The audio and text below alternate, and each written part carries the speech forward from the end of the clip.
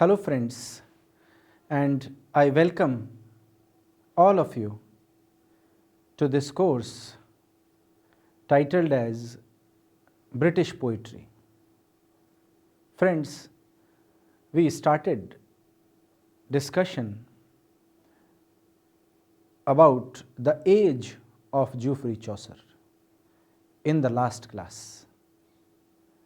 And now we are moving ahead talking about the poetry or the poetic craftsmanship of Geoffrey Chaucer in his age, in his times. So today's lecture will be devoted to the writing style of Geoffrey Chaucer. Let me tell you what will be the outcome of this class, this lecture, and you would be able to illustrate Chaucer's poetic style after completion of this lecture. How Chaucer used to write, what is his style, why he is different from other writers of his age. We are going to illustrate it, examine it, interpret it, and evaluate it.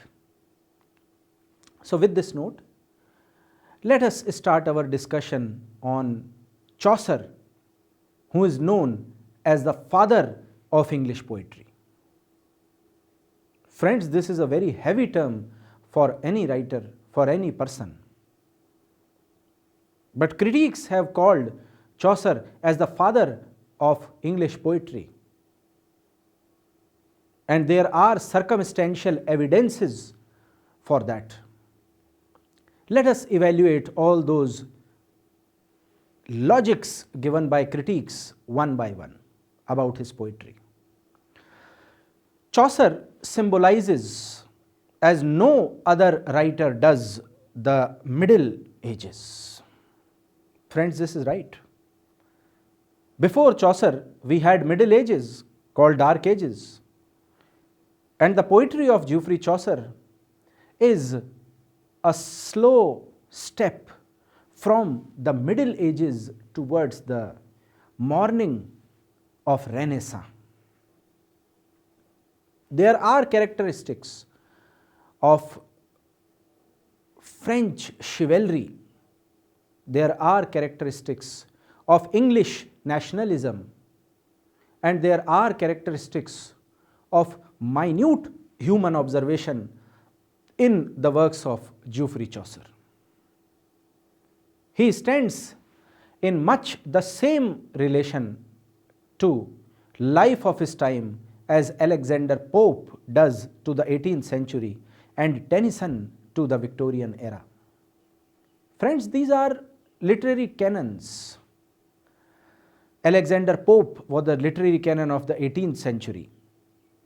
Then we had Alfred Lord Tennyson, who was the literary canon of the 19th century, Victorian age. And the same applies to this writer, this Geoffrey Chaucer, about his age. According to John Dryden, Chaucer is the father of English poetry.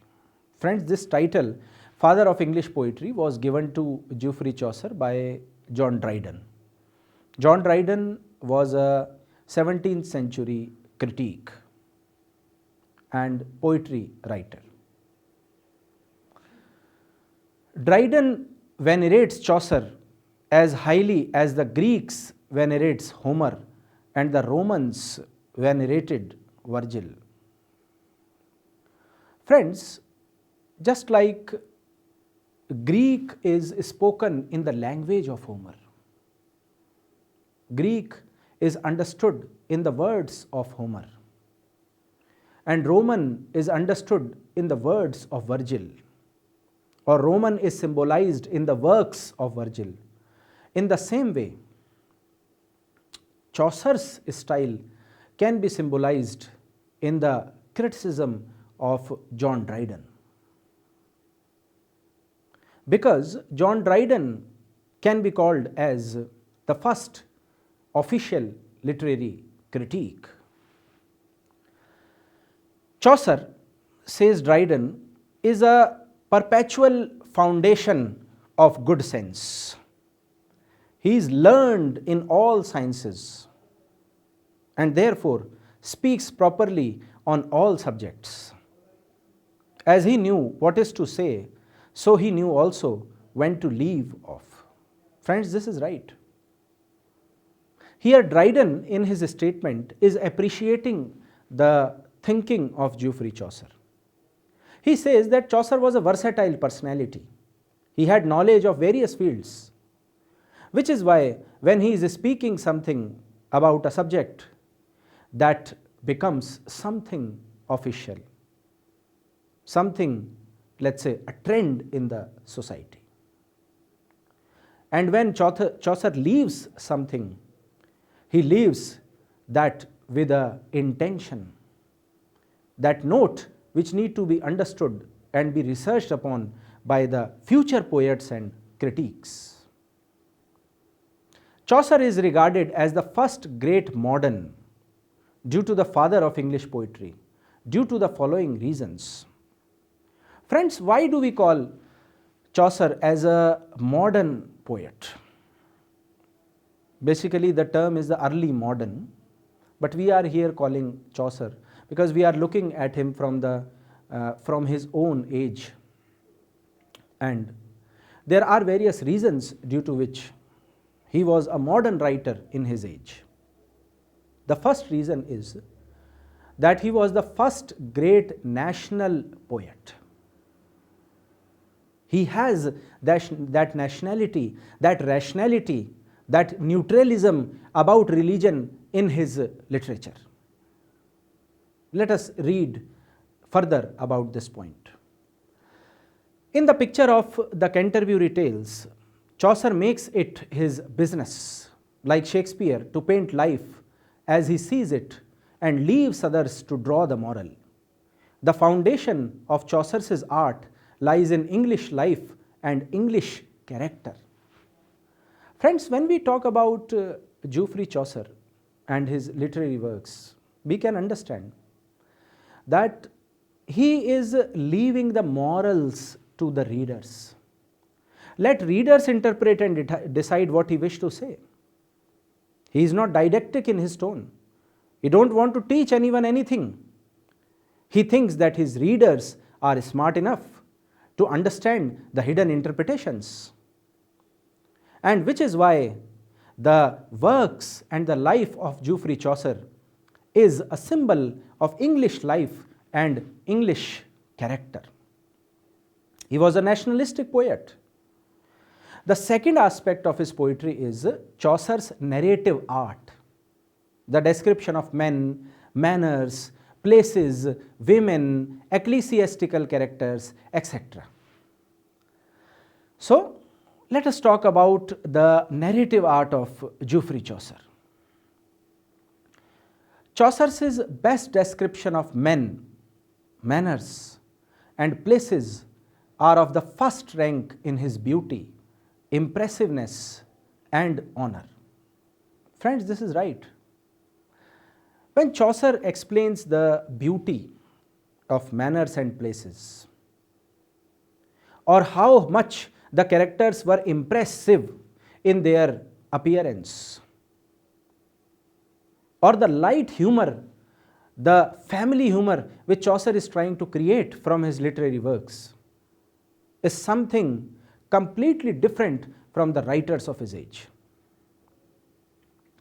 His power of describing his fellow men, the common people, with all their merits and demerits, their tastes and temperaments, was unique. Friends, this is right.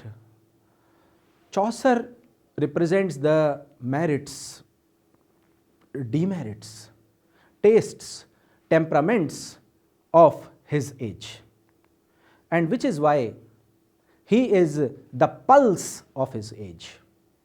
His literary works are the pulse of his age. His biography is the pulse of his age. The prologue to the Canterbury Tales is a picture gallery, bringing in its scope all classes of people, ranging from the knight to miller and the cook. Friends, this is right. When you read this book Canterbury Tales, you will find people from different aspects of the British society, different professions, different nature, different upbringing, and all under one roof discussing their experiences, sharing their experiences with each other. We have a person who is a knight, whose work is to fight, who has the major characteristic as bravery. We had a miller also within us. We had a cook also within us. And all of these people are clubbed together to form this beautiful story. In his stories, the narration, in spite of certain digression and philosophical reflections, is straightforward and unhampered.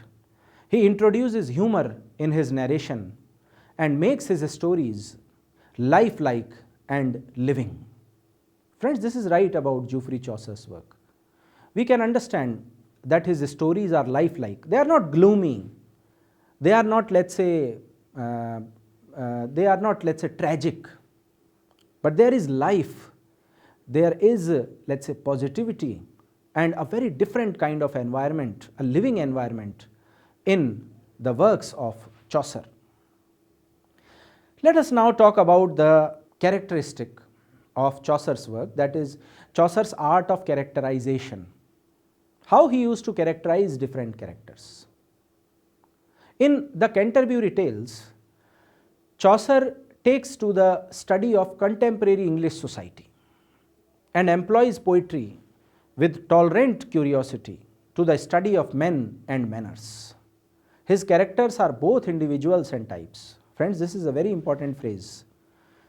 The characters are individual and the characters are types. Types means symbolizing one kind of profession in the British society. On the other hand, the characters are also individuals. We cannot mix two characters or the behavior of two characters with each other. But they are unique, they are different in their manners, in their curiosity. William Blake points out that the characters of Chaucer's pilgrims are the characters which compose all ages and nations. This is right, friends. There is that kind of universality in the characters of Chaucer. Plowman, reeve, miller, summoner, etc. are living characters and their traits are universal. That is, the lineaments of universal human life, beyond which nature never steps. His characters form a picture gallery of the 14th century life. Friends, this is right. The 14th century life was well portrayed in the works of Chaucer. The different categories, the different people, their traditions, their ways of living, and all these things are expressed with humor, satire, irony, and pathos in the works of Chaucer. Let us see how in the next point. He has catholicity and tolerance of spirit to save it from slipping into satire, which places him in the very first line of humorists. Shakespeare, Cervantes, Rabelais, Molière, and Dickens. Friends, Chaucer is not only an excellent writer of his age, but in the coming ages also, nobody was there to beat him. He was an excellent humorist. Not even Shakespeare was able to create such kind of humor. Chaucer's humor is always sympathetic. His understanding, sympathy with the seemly side of life, his keen sense of ludicrous made him alive to an incongruity and absurdity. Friends, this is right. Chaucer's characters, even when they are lustful, there is a sense of humor in their behavior. The readers feel sympathetic. Why these characters are behaving in this manner? Why these characters are, let's say, specifically talking in this way only? These are the things which need to be researched by the readers. Chaucer's humor is accompanied by exquisite and unlabored pathos. Chaucer's pathos is not sentimental. He exhibits sympathy for inevitable sorrow. Friends, this is right. Chaucer's pathos is not sentimental. It is a very different kind of pathos. It is not the pathos like Charles Lamb has created in his essays. It is something different, unlabored. This distinguishes him from Boccaccio and makes him the precursor of Hamlet and Othello. In fact, Chaucer's humor is natural and spontaneous. Friends, this is right. When we talk about the works of Boccaccio, we can say that that work can be called as a, let's say, the works of Boccaccio can be called as the precursor of Shakespeare. But Chaucer is no match. He is completely different in his spontaneous humor and natural writing style. His humor is all pervading and all pervasive like Shakespeare. It is characterized by restraint. Shakespeare observes that brevity is the soul of wit. Friends, this is right. And of course, brevity is the soul of Chaucer's humor. Therefore, it is based on characteristical Renaissance concepts. Friends, this is right. Chaucer has that kind of brevity in his work, that excellence of writing, that craftsmanship in his humor, which makes him different in the humor with Shakespeare. Let us now talk about the next concept in the works of Chaucer, Chaucer's poetry, that is realism. So what is the realism of Chaucer? How this realism is different from the present definition of realism? Modern poetry is characterized by realism. The modern poet is a keen observer of the various tendencies of his times, which are being put in by him poetry. He was a great observer of men and an extraordinary insight into human nature. The prologue displays his profound interest in the world and its temporal activities and his human and humane outlook. Friends, this is right. There is realistic, humanistic approach in the works of Geoffrey Chaucer, which makes him modern, let's say, character of his age. Next aspect of his poetry is his humanistic outlook.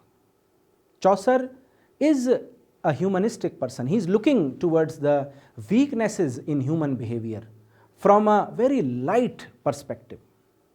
His descriptions of the fellow men reveal his wide humanity and prepare the way for Shakespeare. His wide sympathy and gentle humanity makes him adorable and lovable among the English poets. He is not a repelled. He takes interest in his fellow men.